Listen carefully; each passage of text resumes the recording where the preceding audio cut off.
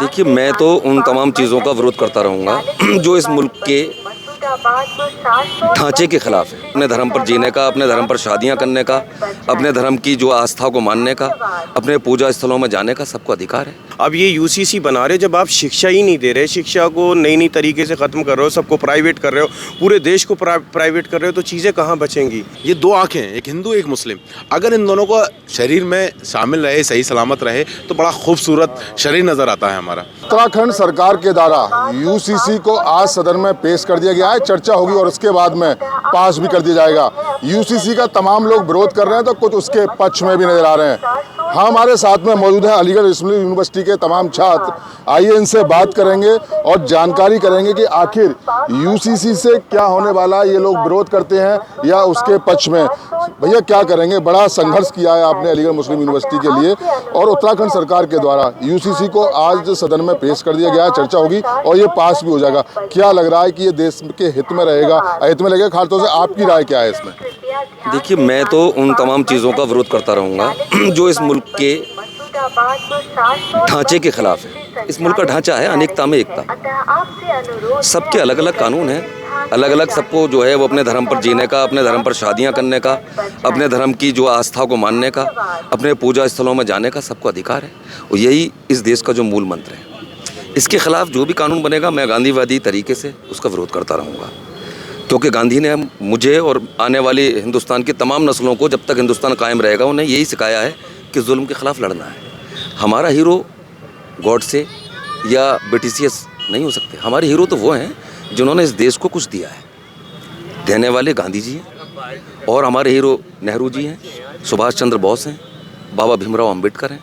बाबा भीमराव अम्बेडकर ने, इन तमाम लोगों ने जो उस वक्त आज़ादी के दीवाने थे और 47 के बाद में जो लीडरशिप में जो मौजूद थे, उन लोगों ने कानून को बहुत सोच समझ के बनाया था। क्योंकि भांति भांति के लोग हैं, अलग अलग बिरादरियां हैं, अलग अलग जो हैं वो धर्मों को मानने वाले लोग हैं। उनकी शादी के तरीके अलग हैं, उनके खाने के तरीके अलग हैं, उनके रहने के तरीके अलग हैं, यहाँ तक कि उनके कपड़े पहनने के तरीके भी अलग हैं।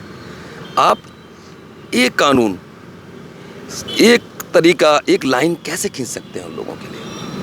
ये जुल्म है, ये डिक्टेटरशिप है। ये वो कानून है जिस तरह के अंग्रेज़ों ने जो है वो एक कानून बना दिया था। उससे पहले भी कई बादशाहों ने कानून बनाया कि साहब इन लोगों से आप ये वसूल करिए, इन लोगों से ये कानून वसूल करिए। आपको जनता की भावनाओं से, क्योंकि ये लोकतंत्र है, कानून भी जनता की भावना से। जो उस वक्त जब कानून बने थे, बाबा भीमराव अम्बेडकर ने जब जो है उसका मसौदा तैयार किया था, तो तमाम लोग उसमें, ऐसा नहीं था उसमें सिर्फ बाबा भीमराव जो है वो अछूतों की बात करने वाले थे या SC ST की बात करने वाले थे। उस ड्राफ्टिंग कमेटी में ब्राह्मण भी थे, उस ड्राफ्टिंग कमेटी में मुस्लिम भी थे। मौलाना आज़ाद की भी राय थी उसमें, जो है वो जिन्होंने तिरंगे को जो है वो अपना रूप दिया था, क्या नाम था उनका, जो उसके सेक्रेटरी थे, उनकी भी राय थी। जवाहरलाल नेहरू की भी राय थी। बार बार उस पर बहस हुआ करती थी। उसकी वजह ये थी, क्यों 2 साल लगे थे उस चीज़ को तैयार करने में, क्यों जो है हमारा देश 47 में लागू हुआ और 52 में जो है वो हमारा संविधान लागू हुआ। कहीं ना कहीं भैया इसमें ये भी है कि तमाम लोग इसके पक्ष में भी आ रहे हैं, तो आप लोग विरोध इसका कर क्यों रहे हैं? कारण क्या आगे बढ़ रहा है? क्योंकि तमाम में देखा जा रहा है। क्या कहना चाहेंगे कि देश एक में हो चुका है? क्या कहना चाहेंगे? देखिए, विरोध में आपने मुझसे कहा आप विरोध क्यों कर रहे हैं? कुछ लोग पक्ष में आ रहे हैं, पक्ष में तो गॉडसे के भी हैं लोग, नहीं है क्या? आप बताइए, है ना? लेकिन देश का जो नागरिक है, जो गांधी को अपना नेता मानता है, जो गांधी को बापू के रूप में देखता है, वो कभी गॉडसे का साथ दे सकता है? लेकिन वो भी दे रहे हैं। सरकार में बैठे हुए लोग दे रहे हैं, बड़े बड़े पदों पर, मसनदों पर बैठे हुए, यहाँ तक कि संवैधानिक पद, अब आप समझ लीजिए, वो भी जो गॉडसे को अपना आइडियल और अपना नेता और उसके पक्ष में बातें कर देते हैं। मैंने तो गांधी से यही सीखा है ना, जो गलत है उसका विरोध करना है। क्या नुकसान क्या रहेगा इसका? नुकसान ये रहेगा कि हमारी जो संप्रभुता है वो अनेकता में एकता है। हमें किसी भी धर्म में किसी की शादी का क्या तरीका है, उसके खाने का क्या तरीका है, आप उसे एक कानून से कैसे तोड़ सकते हैं? बजट में ये बात भी कही गई है कि निकाह हो या शादी हो, वो अपने अपने रिलीजियस के हिसाब से होंगी, लेकिन समान नागरिकता संस्था कानून की सरकार बात कर रही है। शादी ब्याह को तो उन्होंने इस लॉ से मतलब अलग रखा हुआ है। क्या कहेंगे? शादी ब्याह चीज़ नहीं होती है, पहनने का तरीका भी है। आप कोट पहनना पसंद करते हैं, कोई दूसरा जो है वो तिलक लगाना पसंद करता है, मैं जो है वो शेरवानी पहनना पसंद करता हूँ। आप जो है वो उन चीज़ों पर वार कर रहे हैं जो भारत की अनेकता को, एकता को जिंदा रखती है।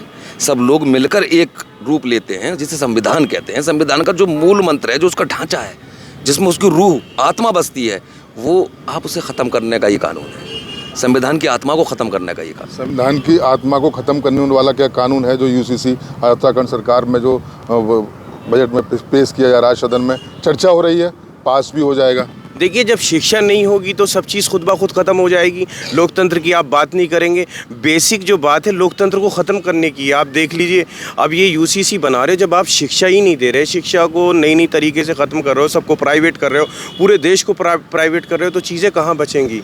वही है, लोकतंत्र को ही ख़त्म करने का पूरा तरीका है आपका। और क्या है, आप क्या बना रहे हैं? आप जो है चुनाव लड़ने होते हैं तो आप एक कानून थोप देते हैं और व्यक्तियों को सभी चीज़ में लगा देते हैं, आपस में लड़वा देते हैं देश में। बाकी और कुछ है कोई आपके पास? कुछ भी नहीं है। ये सिर्फ बना के लोगों को परेशान करना। भी शिक्षा की बात करिए, रोज़गार की बात कीजिए, इन व्यक्तियों को उन्नति की बात करिए। आज लोग जो है नैनो पार्टिकल की बात कर रहे हैं और टेक्नोलॉजी जाने कहाँ से कहाँ पहुँच गई, लेकिन हमारे देश के अंदर वही एक छोटी जहनियत की बात करना, बड़े दुर्भाग्य की बात है इस तरीके के शब्दों का प्रयोग करना। जी, कुछ कानून ऐसे हैं जो देर से समझ में आ रहे हैं लोगों के। कहते हैं ना, नशे में इंसान होता है। अभी कोई जो है वो शराब पीकर इंसान जा रहा हो और आप उससे कहिए कि भाई तुम्हारी पैंट जो है वो सही नहीं है, वो खुल रही है, या तुम्हारी शर्ट जो है वो फट रही है, उस वक्त उसे एहसास नहीं होगा, वो भगा देगा कहने वाले को, अरे जाओ। लेकिन उसे बाद में एहसास होगा, जब उसका वो नशा उतरेगा तब उसे एहसास होगा कि हाँ वाकई में मेरे साथ ये जो हुआ बहुत गलत हुआ। जिस तरह से नोटबंदी में लोगों को बाद में एहसास हुआ, न जाने कितनी माएँ बहनें लाइन में लगीं, न जाने कितनी बहनों के जो हैं वो सुहाग नहीं बस पाए सिर्फ नोटबंदी की वजह से, कितनों के ख्वाब टूटे, कितने जो हैं वो कितनों ने जाने दी, और यहाँ तक कि कितने घरों में कलह पैदा हुई। उस नोट का फ़ायदा क्या हुआ बताइए? इस कानून का भी उसी तरह से होना है, कोई फ़ायदा नहीं होना। लेकिन लोगों को बाद में एहसास होगा जब ये नशा शराब का उतर जाता है कुछ देर के बाद। ये बहुत भयानक इन्होंने नशा चढ़ाया है हमारे देश की जनता पर, धर्म का नशा। अभी भैया बोल रहे थे चुनावी एजेंडा, भैया को एक नशा है, कानून बाद में पता चलेगा। क्या मानते हैं आप इसको लेके?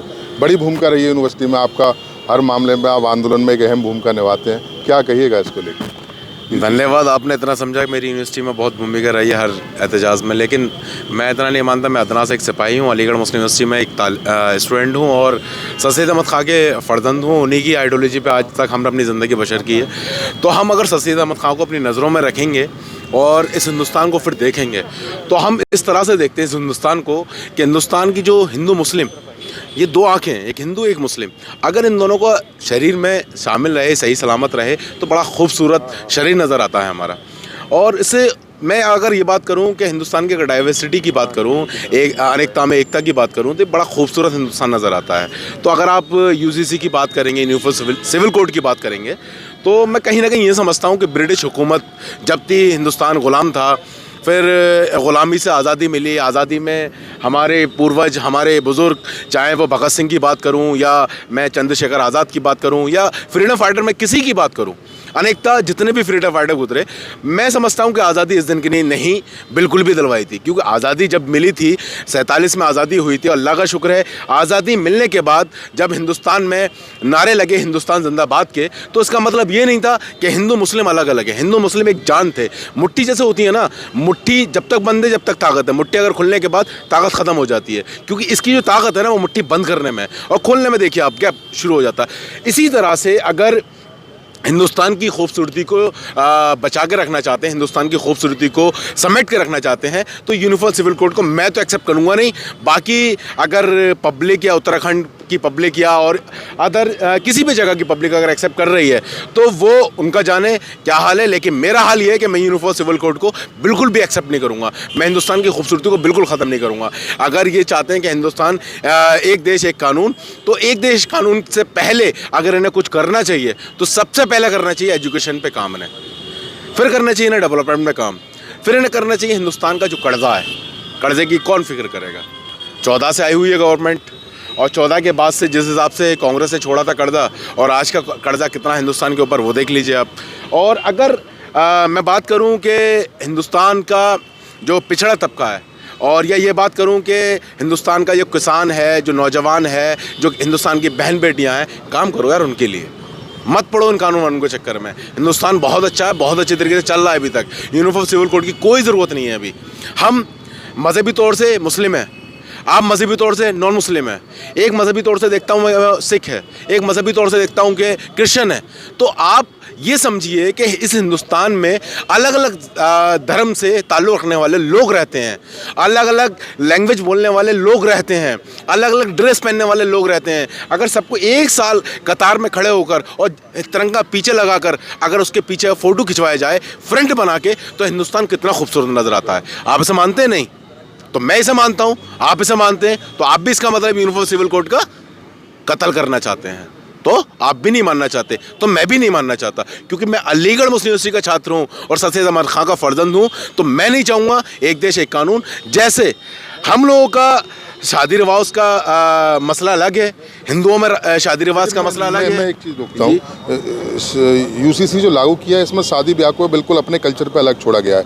उनका यही कहा गया है कि शादी ब्याह से इसका मतलब नहीं, आपके यहाँ निकाह होता है निकाह होंगे, अगर मेरे यहाँ फेरे होते हैं फेरे होंगे, ये चीज़ को इसके दायरे से अलग रखा गया है। तो मैं आपसे एक सवाल करना चाहता हूँ, शादी विवाह को अलग हटा दीजिए यूनिफॉर्म सिविल कोड से, तो फिर लागू किस बेस पे किया गया, आप मुझे बता दें थोड़ा सा ज़रा।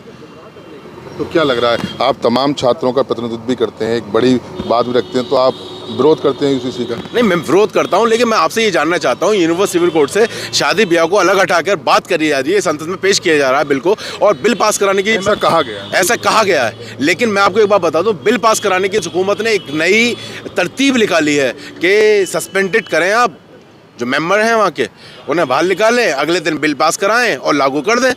आपसे मैं मिसाल के तौर पे बता दूं, आपके पिछले कानून जितने भी आए, CNRC, नोटबंदी, ट्रक ड्राइवर और किसान, जितने भी बिल आए अब तक, क्या इन्हें मुँह की खानी पड़ी या नहीं खानी पड़ी?